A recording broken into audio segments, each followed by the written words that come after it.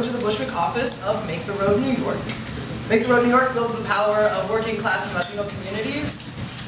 We have offices in Long Island, Staten Island, Brooklyn, and Queens. Every Friday, Globe, our group, which is the LGBTQ Justice Project for Make the Road, meets right here at 6:30 on Fridays. Although next Friday we're going to the Brooklyn Museum on Saturday, so don't come on Friday, come on Saturday between 5:45 and 6:15.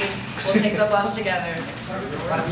You can find us online at facebook.com/globe.bushwick. So tonight we are thrilled to honor Black History Month with the distinguished panel of Black, trans, and gender non-conforming history makers. Please find their detailed biographies on your seat. Each panelist, so the format for tonight, each panelist will answer a question about their work, then either a question about how they came to activism or their vision, then an individualized question that they set beforehand, and then they'll be able to ask each other a question and then Q&A. Because of time, we'll see what maybe we'll go cutting down a little bit, and we have one more panelist who's on her way. So, we will begin with Sasha Alexander Goldberg. He's the founder of Black Trans Media. Uses pronouns she, they, he. And next to him is Phoenix Nastasha Russell. Woo! She is a leader of Globe. Yes. To her right is Daniella Carter, an ambassador for the Trans Women of Color Collective. Yes. And Kim Watson, who's the founder, a co-founder of CKY.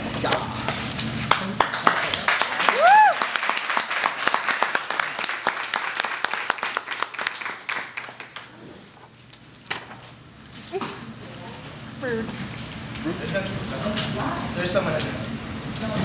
The other one's locked. There we go. So I know that you're all involved in a lot of work. But if you could just tell us about, for a couple of minutes, one project you're working on right now, or one issue that has really got you excited.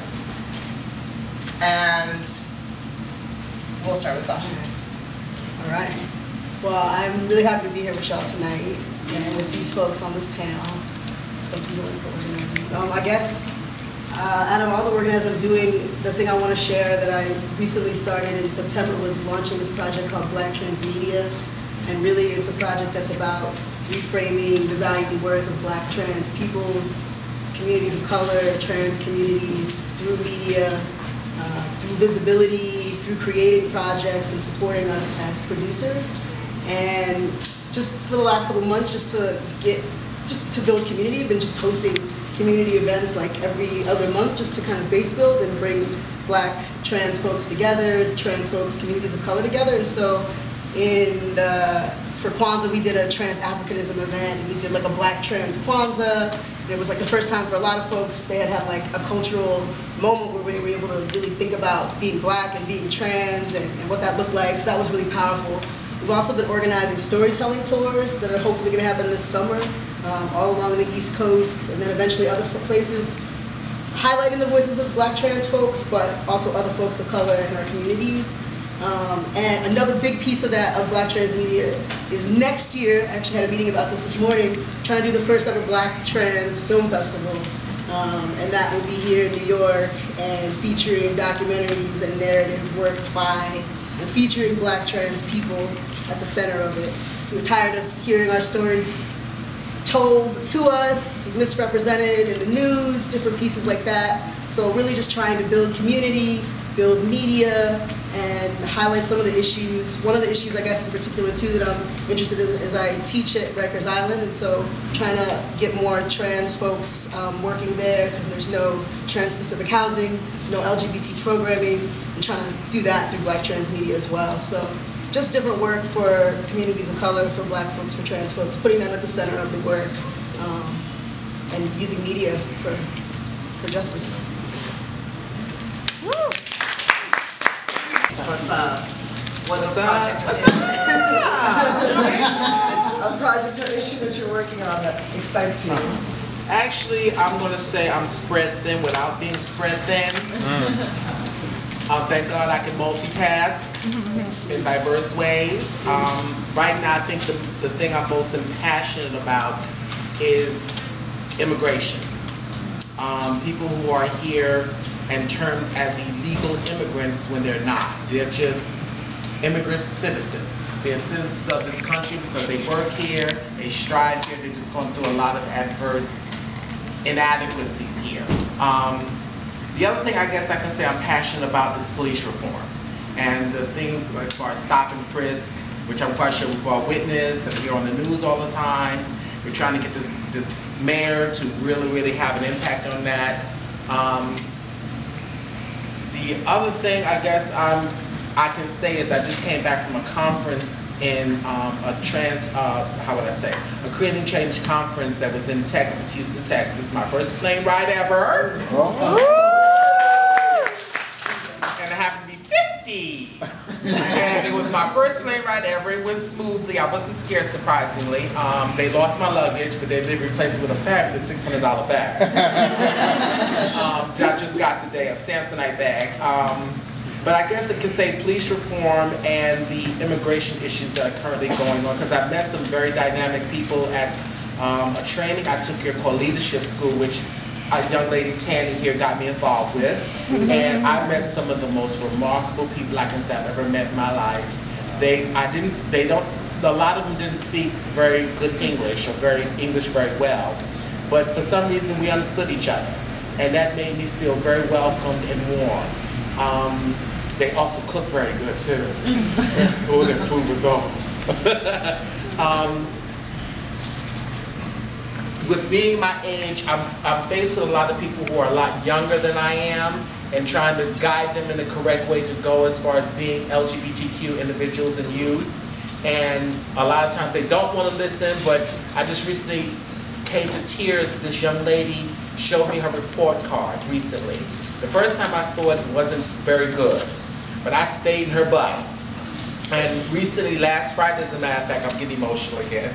Last Friday, she pulled out and said, wham! I looked at it and I just came to tears. I was so proud of her. All her grades had went up 90s and 85s and it just warmed my heart.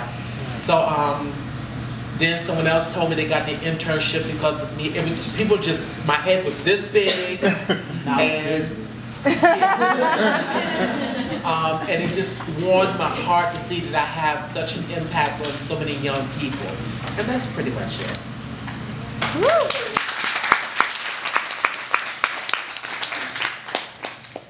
Hi everyone, my name is Daniella.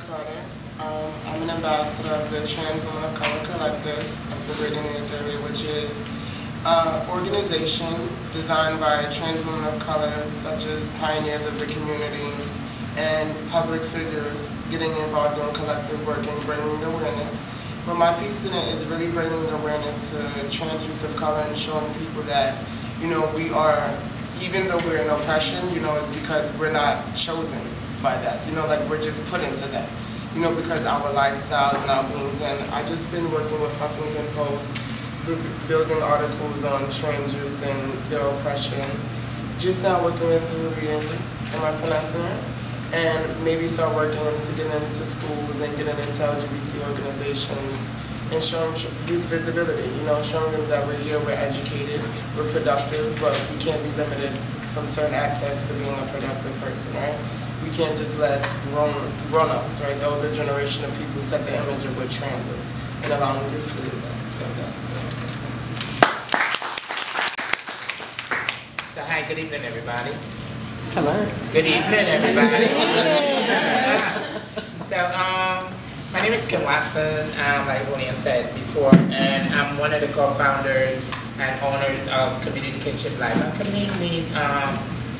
Community kinship means bringing the community along with kinship means family back together, because in our day and age, the community's lack of family, whether it be extended or bio, and most of the time, individuals that's from the transgender or affirmed community actually have no bio parents, but they still have extended family that they can come together as family. I oversee two clinics with ownership of trans-Pacific clinics in the Bronx, and I see both trans, male, and female, which I like to say affirm. The reason why I said affirm is because after you're transition. So sometimes like using the identity of trans, saying that you're trans this or you're trans that, it comes underneath the umbrella, and that's only used under higher power of the federal state for funding. So actually I like to use affirm because most of my members and clients are affirm men and women and are not just trans, because after trans they're affirmative of what they're doing. Right. Let's say that. One of the things that I'm really passionate about is that I'm in my cycle 3 of doing a health intervention, which was authorized by Dr. Gail Wyatt in UCLA, and she had given me this whole thing, and I went and trained to be a consultant for healing our women, which we call HOW, and it deals with a lot of trauma and child sexual abuse and intimate partner violence, because most of the individuals within the Latino and the Black community who are transgender or affirmed community, they do not talk about the issues they're going through, the traumatic feelings they're going through. They don't talk about the intimate partner violence. It's always a hush-hush, because in some countries they always say this is something not to speak about. But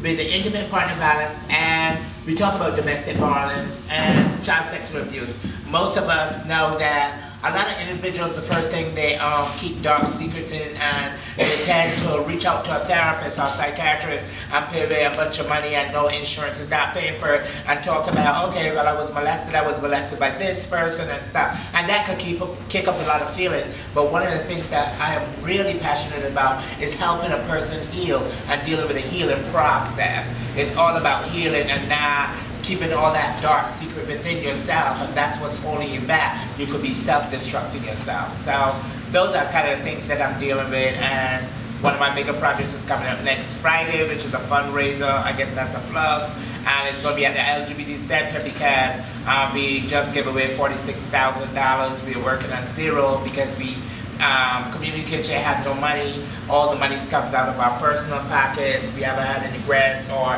any agencies collaborated with us to give us money, but we're able to get money off of personal to give individual surgeries, and we're in our full cycle, and we're doing a fundraiser on Friday.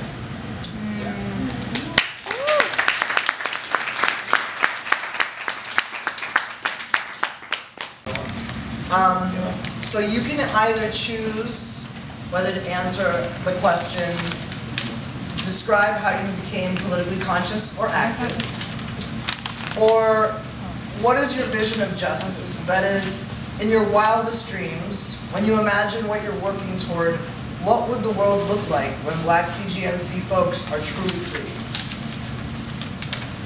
So I set these questions ahead of time. Hopefully you've already thought about which ones you guys want to answer. Okay, I can go first. Been working with activism. I've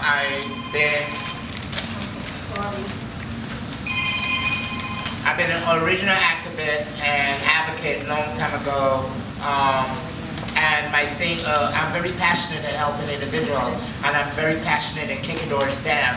And for a lot of people that don't know, Transjustice, the most prominent political justice organization right now, I'm one of the original founders that did the logo, did everything, and I didn't walk away from it, but I put myself on the back burner to pass the baton for all those individuals like Maya and Elizabeth and Lourdes and all those that have done Transjustice. I leave that up to them, because I felt that the younger generation needed to step in and start beating the city hall steps and say what they need, instead of me all the time, or me and a group of individuals keep saying, okay, well, this is this. So ALP overarched that whole project. I know it's really doing really beautiful, and I like what I see, and it's great to do things and pass it on, as well as give back. Don't hold on to a project that you create, especially when it's within the agency, because there's going to be someone else coming along younger than you in your face. It's like mirror, mirror, you know? And that's part of my activism work. I do a lot of activism work and speaking engagement behind the scene as like this born now, because I appreciate like the youth, I appreciate Daniella, I appreciate other people that are really doing this work. I'm making a lot of noise, I'm making things happen, which I have done. So I see myself within them making a road for individuals. I just call y'all agency name. Making a road for individuals to get accepted or what they needed, where insurance, Medicaid and stuff is concerned. I have individuals get, you know, especially the low income earners for African American and Latino individuals, the people of color, to really get recognized and say, okay, my insurance can do what another person's insurance is doing in the heterosexual community. So what made me get into activism, pretty much I'm from upstate New York. I grew up in like Hastings, so it was always like higher middle class. And when I transitioned there, I mean, it typically wasn't bad. Like, it wasn't bad on acceptance. And when I finally left and started college here in New York City, I started to notice like how trans people of color were being treated. You know, and I kind of realized my privilege, you know, learning how to articulate, being educated, and in a sense as a term passable, right? You know, like not maybe 100% for others, but consent for me, right? Being able to go in environments and not feel harassed, feel safe, and seeing that my trans sisters aren't. You know, like you hear stories, oh, I'm getting beat up on the street, but when you live that lifestyle of I can identify, it breaks your heart. And as a youth, I felt like having that privilege and having that kind of sense of education and knowing the type of impact that I could have on youth, it was only give back, and not give back when I built this great lifestyle or got these long lists of credentials, but show youth that it begins with us. You know, if there's problems with us, if we can just come and present with eloquence, right, and present ourselves with understanding that not everyone will understand us, then that's where it begins. And I think having the ability to be able to vocalize how I feel, you know, and interpret what can be, you know, indifference, and internalize our strengths and our weakness, and just build a movement of youth that will maybe someday not necessarily be free, because we're free when we're all kind of locked down by the government in this country. You know, but show them that we all are individuals of justice, and the justice begins with us.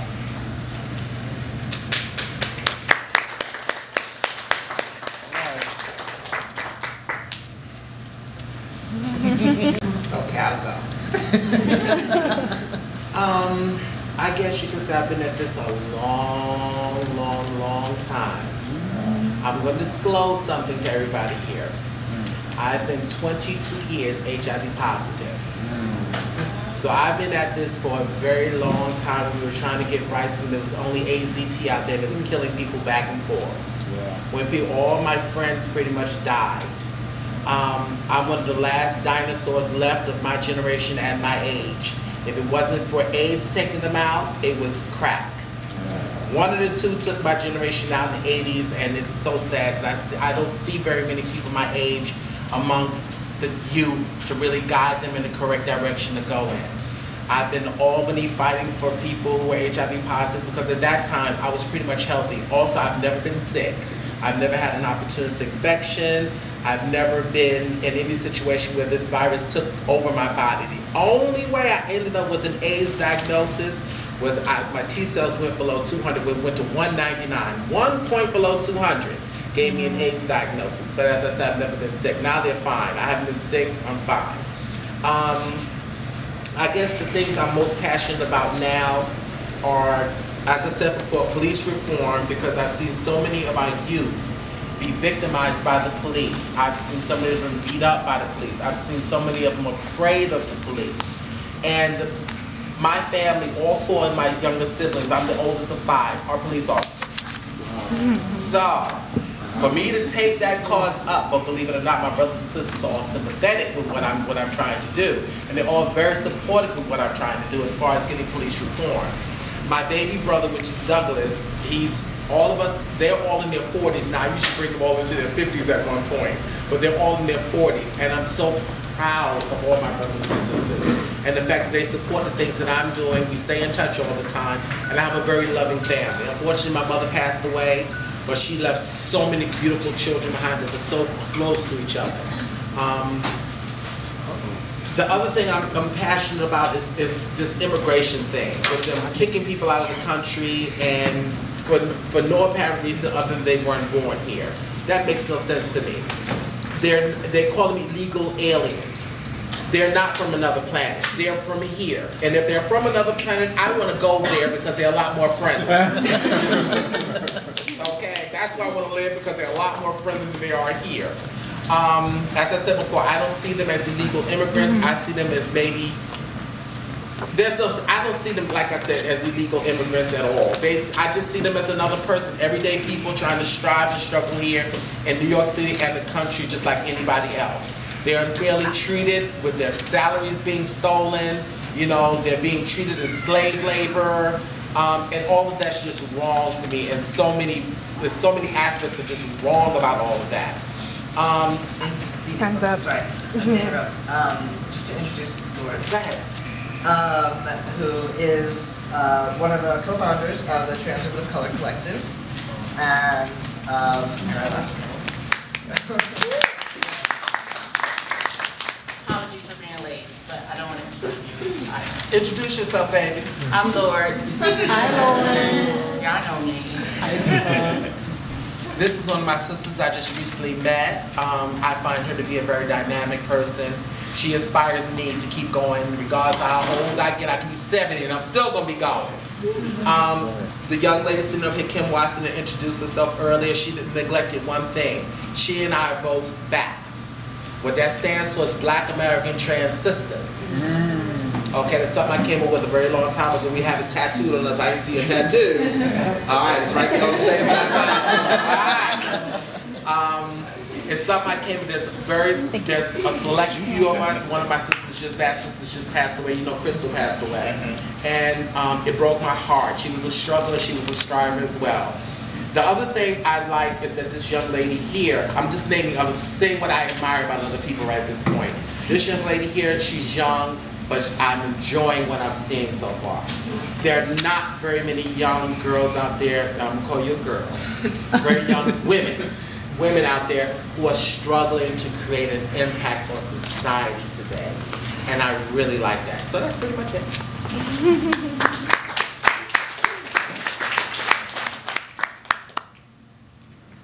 Continuing with the...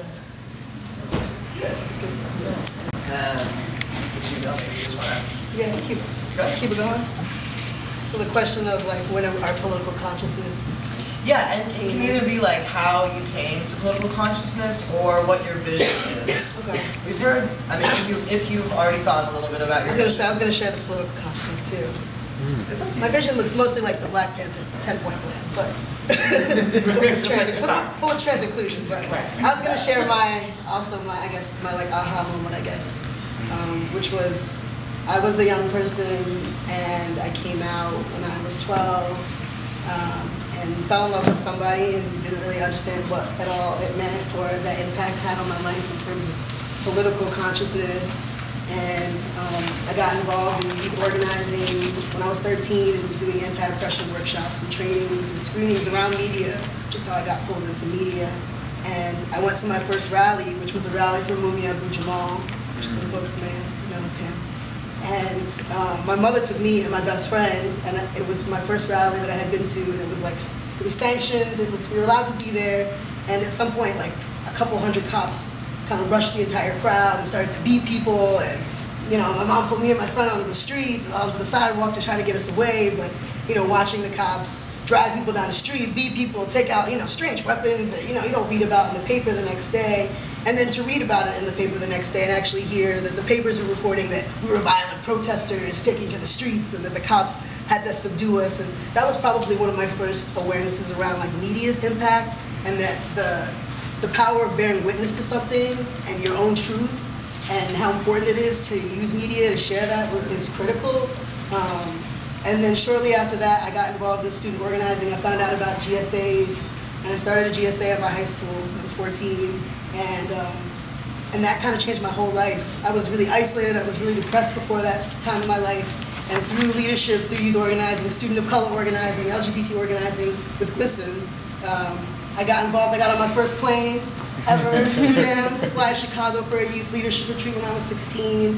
And from that place, it just was like the aha moment where I realized I'm not alone. I don't have to be with just the people I went to my high school with, or the people in my neighborhood. There's a whole world out there of people that are looking for justice, and those were the people that I needed to be with, and that was kind of my aha moment.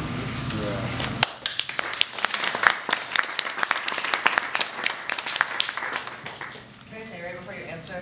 I also came out when I was 12, and I saw you on the cover or in one of the pictures for Glisten, and then we met in 2004 at Hampshire College. Yeah, that's just Babies. Okay. So, how you either became politically conscious or what your vision for Black trans justice looks like. Oh, wow. So, apologies for being late, and I'm so super excited to be here with everyone here. I used to work at Globe many, many years ago, and so it's exciting to come back home. I'm so glad that the door is still open and welcome, and I'm excited to be here, especially with this esteemed panelists. I know them all, and I've worked with many of them, and I'm just excited to sit here with this team of momentum builders in this great room right now, because this is what trans justice looks like right now in this moment. In terms of becoming politically conscious, I grew up in Detroit and was always involved in social justice and change like that. Growing up in a Christian home, my mom's a minister, she's a pastor now, so always having those principles of charity, giving, and helping others. My mom also worked at Chrysler, and she's a member of the UAW. So she was very active in organizing the unions around pay increases, equality and equity for women. And so from that, I was already involved in understanding how oppression works in many different ways. I started organizing at a very young age as well, around 14, organized my first block club. And it was just around getting the youth together to do things beyond what was out there and just having a place where we can just be affirmed in our space. Around 17, I started an initiative for LGBTQ youth. That was just out of, there were lots of my friends dying from HIV, a lot of them being homeless, the families not being supportive. And I had a core group of friends who had supportive family, who were not having such a difficult time in school or dealing with like issues like bullying and oppression because we banded together when we fought that shit and we checked that shit and we held folk accountable for that bullshit. So we wanted to empower other people and other youth around that who did not have that outlet to be able to be affirmed and live unapologetically in their truth. So that's my political consciousness kind of evolved over that, and just growing up in a family of indigenous folk, growing up with consciousness, understanding Kwanzaa principles and understanding colonial imperialism and understanding how capitalistic rituals of oppression, like Christmas, this secular celebration of Christmas, and other events that are used to get us to spend money as opposed to recognizing that this is oppression, like how we celebrate 4th of July.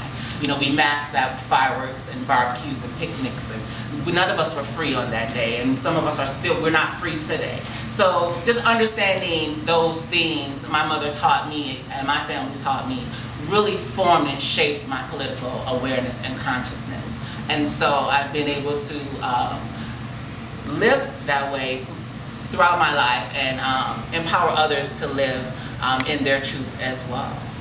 All right.